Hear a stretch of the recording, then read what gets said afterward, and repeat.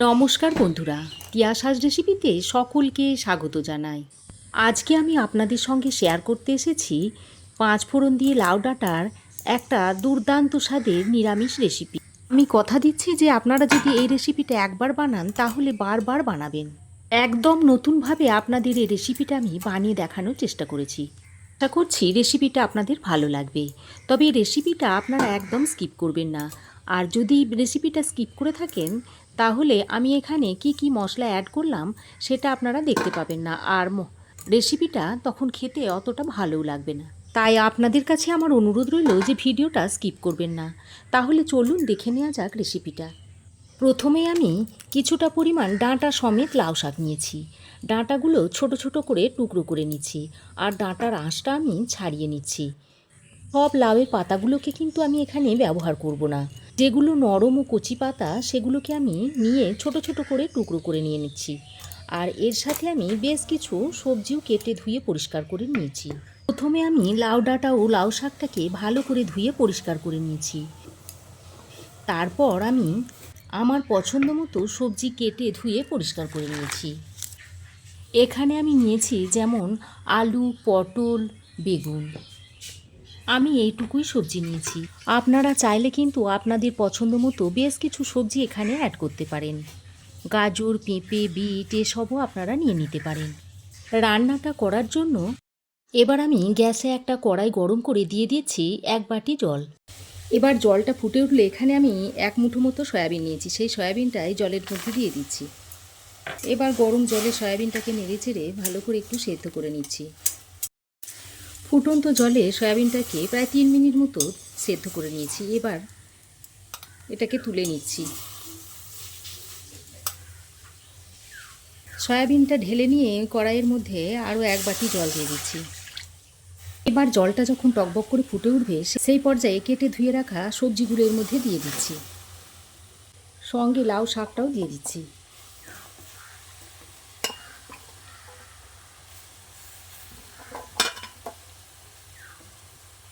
তারপর সব কিছু একসঙ্গে ভালো করে নেড়েচেড়ে মিশিয়ে নিচ্ছি।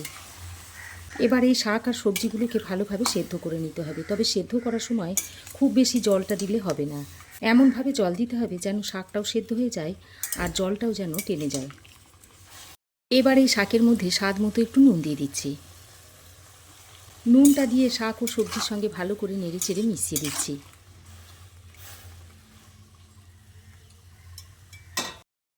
এবার আমি এর মধ্যে দিয়ে দিচ্ছি একটা কাঁচা লঙ্কা। তবে লঙ্কাটাতে খুব ঝাল আছে, তাই আমি একটা লঙ্কা এইভাবে ভেঙে দিয়ে দিচ্ছি।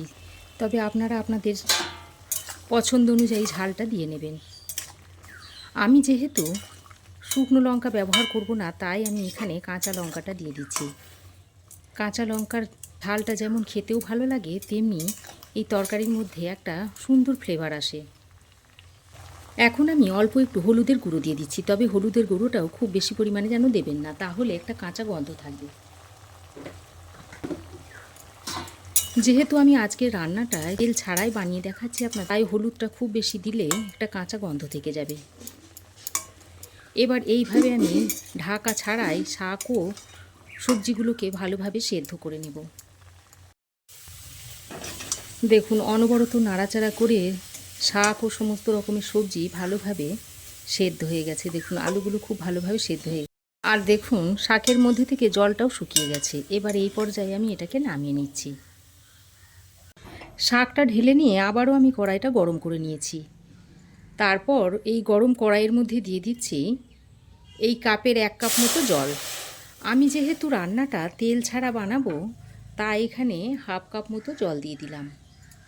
এবার জলটা খুব ভালোভাবে ফুটে উঠলে এর মধ্যে 1 চামচ দিয়ে দিচ্ছি আদা বাটা। আদা বাটাটা দিয়ে জলের সঙ্গে ভালো করে নেড়েচেড়ে মিশিয়ে নিচ্ছি। আদা বাটাটা দিয়ে বেশ খানিকক্ষণ নেড়েচেড়ে মিশিয়ে নেওয়ার পর আর এর মধ্যে একটা টমেটো বাটা দিয়ে দিচ্ছি। এবার আদা ও টমেটো বাটাটা দিয়ে জলের সঙ্গে খুব ভালো করে কষিয়ে নিতে হবে। যেহেতু তেল ছাড়া রান্না হচ্ছে, তাই খুব ভালোভাবে কষিয়ে নিতে হবে। অনেকক্ষণ সময় ধরে কষিয়ে নিতে হবে। ওদিকে মশলাটা কষানো হতে হতে এদিকে আমি একটা ছোট্ট প্যানের মধ্যে দিয়ে দিচ্ছি 1 চামচ মতো 5 ফোড়ন। এবার গ্যাসটা অন করে লো টু মিডিয়াম ফ্লেমে 5 ফোড়নটাকে হালকা করে ভেজে নিতে হবে। এইভাবে অনবরত নেড়ে চেড়ে হালকা করে ভেজে নেবেন। খেয়াল রাখবেন যেন মশলাটা পুড়ে না যায়, তাহলে মশলাটা তেতো হয়ে যাবে। দেখুন বন্ধুরা, অনবরত নেড়ে চেড়ে আমি 5 ফোড়নটাকে হালকা করে ভেজে নিয়েছি। এবার এটাকে নামিয়ে ঠান্ডা করে গুঁড়ো করে নেব। এদিকে দেখুন মশলা খুব ভালোভাবে জল দিয়ে কষিয়ে নিয়েছি। এবার আমি এর মধ্যে মিক্সির বাটি ধোয়া জলটা একটু দিয়ে দিচ্ছি।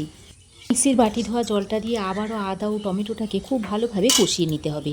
মশলা খুব ভালোভাবে জল দিয়ে কষিয়ে নিয়েছি। এখন আমি সেদ্ধ করা শাক ও সবজিটা দিয়ে দিচ্ছি, আর সঙ্গে সেদ্ধ করা সয়াবিনটাকেও দিয়ে দিচ্ছি। তারপর সব কিছুকে মশলার সঙ্গে ভালোভাবে নেড়ে চেড়ে মিশিয়ে নিতে হবে।